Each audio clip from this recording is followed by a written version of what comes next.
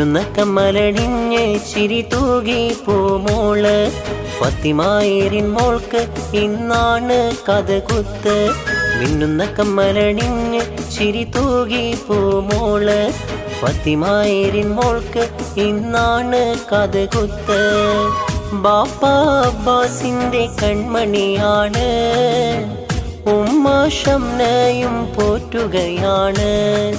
മിസിരി പൊന്നാലേ അഞ്ചും മുഞ്ചും മുഞ്ചിലായി പൂമോൾ ചമഞ്ഞേ.